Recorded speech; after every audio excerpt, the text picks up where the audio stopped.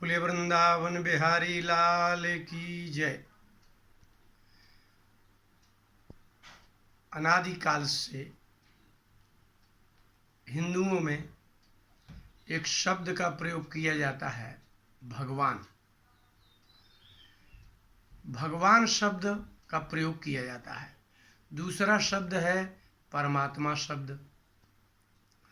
परमात्मा शब्द का उपयोग, भगवान शब्द का उपयोग, कोई विशेष विद्वान महापुरुष होते हैं तो वो प्रयोग करते हैं ब्रह्म शब्द का प्रयोग। कोई उपनिषद वेदता होंगे, वेद वेदता होंगे तो ब्रह्म शब्द का प्रयोग करते हैं। और जो कुछ योग परक व्यक्ति होते हैं वो लोग परमात्मा शब्द का प्रयोग करते हैं। और जो भक्त कोटि के व्यक्ति होते हैं जिन्हें उपासना करना है, मूर्ति पूजा करना है, वो कहलाते हैं, वो कहते हैं भक्त, लोग कहते हैं भगवान शब्द। इन तीनों शब्दों का क्या तात्पर्य है? अभी भी आप किसी से पूछो, बोले भगवान सब कुछ करेंगे, उसको पता ही नहीं है जैसे कि भगवान क्या है। भागवत के प्रथम स्कंद के दूसरे अध्याय का 11वां श्लोक, वदन्ति तत्तत्त्वविदस्तत्त्वं यज्ज्ञानमद्वयं ब्रह्मेति परमात्मेति भगवानिति शब्द्यते। सूत जी ने कहा शौनकादिक ऋषियों से कि शब्दों में भेद करके लोग अपनी बुद्धि में भेद पैदा कर लेते हैं। तत्वविदा, जो तत्व को जानने वाले हैं, वो जिस अद्वितीय अद्वय ज्ञान, अद्वय माने होता है जो दो नहीं, एक ज्ञान, एक ही प्रकार का ज्ञान, एक ही तत्व के ज्ञान को, एक ही तत्व को ब्रह्मेति ब्रह्म कहा जाता है, परमात्मेति परमात्मा कहा जाता है, और उसी को भगवान इति शब्दते। अब जो भक्त है, जो व्यक्ति भगवान शब्द का प्रयोग करता है, उसको ब्रह्म शब्द का प्रयोग कर दो तो वो कहता है ये कोई और है। जो ब्रह्म और भगवान शब्द का, जो ब्रह्म शब्द का प्रयोग कर रहा है वो भगवान को पृथक कर देता है, और जो परमात्मा शब्द का प्रयोग करता है वो भी भगवान और ब्रह्म, ये दो शब्दों को अलग कर देता है। वास्तव में तत्ववेत्ता जो व्यक्ति होते हैं वो ब्रह्म को वैसा ही मानते हैं जैसा भगवान को मानते हैं, और जैसा वो भगवान को मानते हैं वैसा ही परमात्मा शब्द से मानते हैं। जैसे आपके घर में देखा हो, अगर आप में 3 शब्दों का प्रयोग होता है, आपका नाती आएगा वो आपको दादाजी कहेगा, लेकिन पुत्र आएगा तो आपको पिताजी कहेगा। लेकिन जब पिता आएगा आपका तब आपको वो पुत्र कहेगा। अब पत्नी आएगी तो वो आपको पति कहेगी। प्रत्येक पुरुष दादा के रूप में अर्थात पितामह के रूप में वही पुरुष है, तो पिता के रूप में भी वही पुरुष है, तो पुत्र के रूप में भी वही पुरुष है, और पति के रूप में भी वही पुरुष है। ये व्यक्ति 4 नहीं है, एक व्यक्ति है। ऐसे ही स्त्री का स्वरूप 4 होंगे। जब वो पति देखेगा तो उसको पत्नी कहेगा, पुत्र देखेगा तो माँ कहेगा, यदि ससुर देखेगा तो बहू कहेगा, और उसका पिता देखेगा तो उसको पुत्री कहेगा। तो पुत्री, पत्नी, माँ और पुत्र वधू, इन 4 रूपों, 4 नामों से कही जाने वाली स्त्री एक कहलाई, और पुत्र, पिता और पितामह और पति, इन 4 शब्दों से कहा जाने वाला व्यक्ति एक ही कहलाया ना। तो एक ही व्यक्ति को यदि 4 शब्दों का प्रयोग किया जाता है तो वो कितने भेद कर दिया। विवाह हुआ तो पत्नी का संयोग हुआ तो वो पति बन गया, संतान हुई तब वो पिता बन गया, नहीं तो पुत्र तो वो पहले से ही था। अब अगर पुत्र के पुत्र हुआ तो वो पितामह दादा हो गया। ऐसी स्थिति में ये चार व्यक्ति एक व्यक्ति को चार रूपों में मानते हैं, व्यक्ति एक है।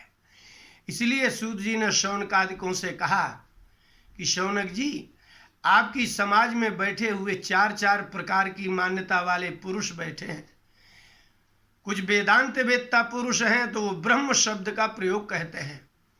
भगवान ने गीता में अक्षरम परमम ब्रह्म, ब्रह्म शब्द का भी प्रयोग किया सब जगह। अब देखिए भक्ति की गणना कैसी होगी? जो भगवान मुकुट धारण किए होंगे, कानों में कुंडल धारण किए होंगे, जब भक्त कोई बड़ी पुकार लगाएगा, आर्तनाद करेगा, तब भगवान जिस रूप में उसने स्वीकार किया है उस रूप का दर्शन देगा। तो जो सगुण साकार स्वरूप पीतांबरधारी शंख चक्र गदा पद्मधारी है वो भगवान है। इसलिए ध्रुव ने जब नमो भगवते वासुदेवाय का जप किया तो वहां भगवान ही अवतरित हुए, क्योंकि उसने ऐसा ध्यान किया। जब उसने ध्यान किया कि वो शंख चक्र गदा पद्म धारण किए हैं, नारद जी के कहने पर ऐसा स्वरूप का ध्यान किया कि भगवान उसी स्वरूप में आए जिस रूप में वह ध्यान कर रहा था। लेकिन जब कोई ब्रह्मवेत्ता, जो वेदांत वेत्ता है, उपनिषदों का ज्ञाता है, जो कहता है कि अहम ब्रह्म, वो सब अहम ब्रह्मास्मि, जो ब्रह्म तत्व है वो ब्रह्म शब्द का अर्थ होता है बृहत, व्यापक। तो जो पेड़ में है, पौधे में है, कंकड़ में है, गंगा में है, नल के जल में है, सब जगह शुद्ध अशुद्ध जिनको आप मानते हैं पवित्र अपवित्र, वो सर्वत्र प्रत्येक स्वरूप में रहता है, उसको कहते हैं ब्रह्म। भगवान ने 15वें अध्याय में गीता में अर्जुन को कहा कि अहम वैश्वानरो भूत्वा प्राणिनाम देहमाश्रिता। ऐसा कोई प्राणी नहीं है अर्जुन जिसके हृदय में मैं भोजन पचाने वाला अग्नि, जिसको वैश्वानर कहते हैं, वो सब वैश्वानर मैं हूँ।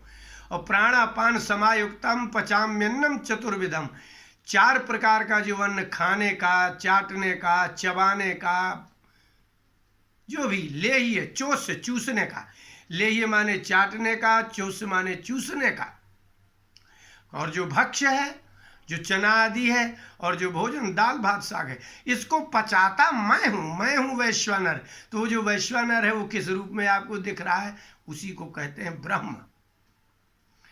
अब जब कोई योगी व्यक्ति होगा जिसने अपनी चित्त वृत्ति का निरोध कर लिया होगा, जिसने अहिंसा, सत्य, आर्जव, दया इत्यादि को धारण कर लिया होगा, शरीर से पृथक होकर के आत्मा को भ्रुवों के मध्य में देख लिया होगा, अंतःकरण में स्थित परमात्मा को एकाकार वृत्ति से देख लिया होगा, एकत्व स्थापित कर लिया होगा, वह क्या कहेगा? मैं आत्मा हूं। वो परम आत्मा है, उसमें परम शब्द का प्रयोग करेगा। वो परम का अर्थ होता है श्रेष्ठ। जैसे परम का अर्थ ही होता है श्रेष्ठ, जो पर तत्व है, इसलिए उसको परम ब्रह्म कहते हैं। अब देखिए ये कौन है? तत्ववेत्ता कौन है? जो तीनों को एक रूप में देखता है। और भक्त और योगी और वेदांत वेत्ता, तत्व शब्द का अर्थ होता है तस्य भावः तत्वम, जो वस्तु जिस तरह की होती है उसको उसी स्वरूप में देख लेने का नाम तत्व है। जैसे लोहा है तो लोहा लोहे के रूप में ही देखा जाए, यह लोहे का तत्व है। चांदी चांदी के रूप में जानी जाए, वो उसका तत्व है। स्वर्ण में स्वर्ण तेज जो तत्व है वो वैसा ही जान ले। इसलिए तत्व का अर्थ ही है जो उससे कभी पृथक ना हो सके, उसके पृथक होते ही उसका विनाश हो जाए। जैसे जल में माधुर्य गुण होता है, मधुरता होती है, पृथ्वी का संयोग होता है तभी वह खारा होता है, अन्यथा वो वैसा ही होता है। तो जल का जल तत्व क्या है? जल का जल तत्व है स्निग्धता, पिंडीकरण, आटा में और धूल में आप मिला दीजिए तो सभी पदार्थों को एक करना, ये जल का तत्व है। जल का तत्व ये। पृथ्वी का तत्व क्या है? धारण करना और उत्पत्ति करना, बीज को अंकुरित करना, बीज को पालना और पोषणा, पालन पोषण करना।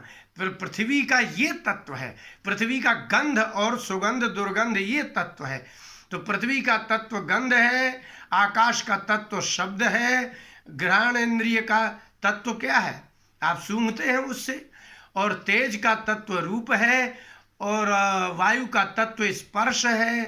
तो शब्द स्पर्श रूप रस गंध पृथ्वी जल तेज वायु आकाश के तत्व हैं।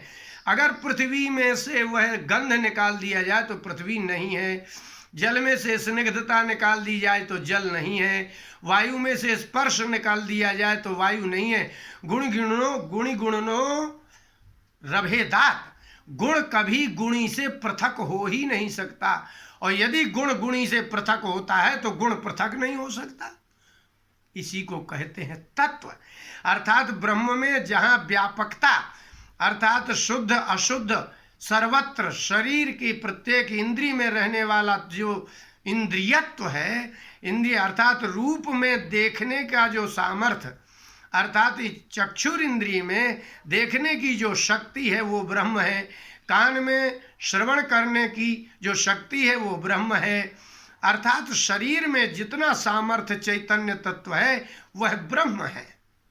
और आपके आत्म तत्व जीव के साथ रहने वाला अपने अंश, गीता में भगवान ने कहा ममैवांशो जीवलोके जीवभूता सनातना, जिसको आप जीव शब्द से प्रयोग करते हैं वो मैं हूँ, मेरा अंश है वो जो सनातन है, कभी नष्ट होता ही नहीं है। तो जो कभी नष्ट नहीं होता वो तत्व है, मैं उसके लिए परमात्मा हूँ। लेकिन कोई व्यक्ति यो माम च व्यभिचारेण, अव्यभिचारिणी भक्ति, जैसे पतिव्रता स्त्री के लिए अपने पति के अतिरिक्त संसार में कोई दूसरा पुरुष न सुंदर होता है, न दूसरा पुरुष धनवान होता है, न ही कोई दूसरा पुरुष उसके समर्पण के लिए होता है। इसी को पतिव्रता की तरह जो भगवान को अनन्य भाव से भजता है उसको भक्त कहते हैं। और उनके लिए भगवान इसलिए भगवान ने कहा ये यथा माम प्रपद्यन्ते तांस तथैव भजाम्यहम्। गीता में भगवान ने कहा कि जो जैसा जिस भावना से करता भजन करता है मैं उसके यहाँ उपस्थित हो जाता हूँ। भागवत के 2 स्कंद की स्तुति में ब्रह्मा जी ने भगवान से कहा कि यद यद धिया तौरुगाय विभावयन्ति तत्तद बपुः प्रणयसे सदनुग्रहाय।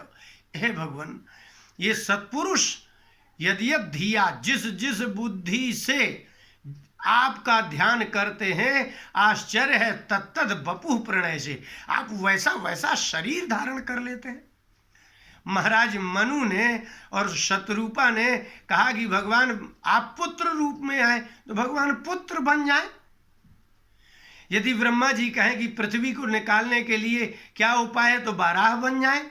दैत्यों और दानवों के बीच में अमृत को लेने के लिए मोहिनी बन जाए, वो स्त्री बन जाए, पुरुष बन जाए, जलचर बन जाए, थलचर बन जाए, बस उसी का नाम तो ब्रह्म है जो भगवान बन जाए।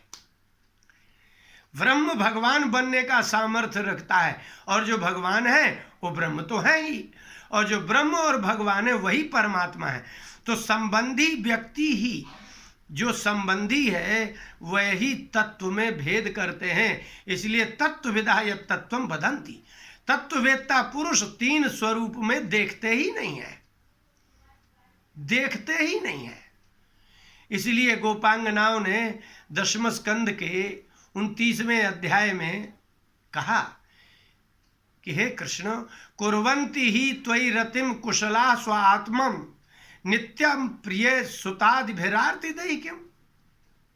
हे भगवान, जो कुशल होते हैं, संसार में चतुर लोग होते हैं, वो आपसे प्रेम करते हैं, क्योंकि आपके प्रति किया गया प्रेम कभी निष्फल नहीं होता, कभी वंचित नहीं होता, कभी वंचना नहीं हो सकती, कभी नष्ट नहीं हो सकता।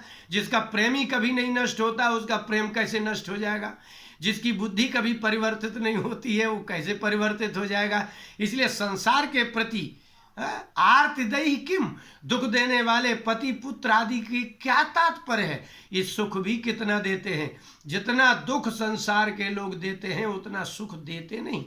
पत्नी पुत्र इत्यादि जो सुख देते हैं उसकी मात्रा बहुत कम है, और लेकिन दुख की मात्रा अत्यधिक है। लेकिन जीव कुशल नहीं है, चतुर नहीं है, वो कम सुख देने वाले व्यक्ति के अधीन जीने को तैयार है, लेकिन अनंत सुख देने वाले आपकी तरफ आने को तैयार नहीं है। उसने संसार के सुख को त्यागने के लिए तैयार नहीं है ना। तो पत्नी का सुख प्राप्त करने के लिए उसने माता पिता को त्याग दिया, परिवार त्याग दिया, समाज त्याग दिया, जाति त्याग दी, यहाँ तक कि अपना अस्तित्व त्याग दिया। लेकिन संसार का तो बहुत अल्प सुख है जो अनंत सुख है। इसलिए उपनिषद कहते हैं सत्यम ज्ञानम अनंतम ब्रह्म। जिसको आप सत्य कहते हैं उसी को अनंत, वही तो अनंत है, और उसी को ब्रह्म कहते हैं। जो सत्य है वो ज्ञान स्वरूप है और वही ब्रह्म है। लेकिन भेद है ज्ञान में, संसार की विषय वस्तु का, शरीर की विषय वस्तु का, शरीर के पोषक तत्वों के ज्ञान को ज्ञान नहीं कहते, अज्ञान है वो, अन्यथा ज्ञान है वो। संसार को सुखात्मक समझ करके प्रवृत्ति करना ये विपरीत ज्ञान है। और भगवान को दुख स्वरूप मानना, भगवान के लिए दुख उठाने के लिए दुख मानना, तप में दुख देखना, संयम में दुख देखना, ये अज्ञान है। और संसार में तो आपको दुख मिल ही रहा है, इसलिए तत्ववेत्ता पुरुष कहते हैं, इसलिए तत्वविद कहा जाता है। तो यत् तत्वविदा वदन्ति, जिस ज्ञान को तत्ववेत्ता लोग अद्वितीय ज्ञान कहते हैं, वह अद्वितीय ज्ञान ही ब्रह्म कहलाता है। ब्रह्म, यदि आपको ऐसा देखना हो कि संसार में ऐसा कोई ना हो, ऐसा कौन है, तो वह भगवान है। ऐसा कोई हो जो अद्वितीय हो और एक हो, सदा प्रेम करने वाला, सदा सुरक्षा करने वाला, सर्वदा संग रहने वाला, वो कौन है? वो है आनंद। आनंदम ब्रह्मणो विद्वान ना विभेति कुतश्चन। कठोपनिषद में कहा कि एक बार आनंद तत्व को समझने वाला व्यक्ति निर्भय हो जाता है, जो निर्भीक हो जाता है वो त्यागने लगता है। जैसे आप अपने पत्नी के लिए सब कुछ त्याग देते हैं क्योंकि आप निर्भीक हो गए। समाज क्या कहेगा? कोई लेना देना नहीं। लोग क्या कहेंगे? कोई लेना देना नहीं। मरने के बाद क्या होगा? कोई लेना देना नहीं। निर्भीक होने के लिए आनंद का ज्ञान आवश्यक है। अर्थात यदि आनंद ज्ञान करना है, आनंद सुधा सिंधु में आपको निमग्न होना है, तो जो भेद नष्ट करना पड़ेगा। इसलिए जो ब्रह्म है, जो भगवान है, जो परमात्मा है, वो एक ही तत्व है। जैसे पुत्र पत्नी और पिता के सामने एक ही पुरुष पुत्र, पिता और पति के रूप में उपस्थित होता है, लेकिन तत्व एक होता है। एक स्त्री अपने पुत्र के लिए माँ, पति के लिए पत्नी और अपने ससुर के लिए पुत्र वधू कहलाती है। इसी प्रकार से भक्तों के, योगियों के और तत्ववेत्ताओं की दृष्टि में वास्तव में एक ही तत्व है, दो तत्व होते ही नहीं है। बोले वृंदावन बिहारी लाल की जय।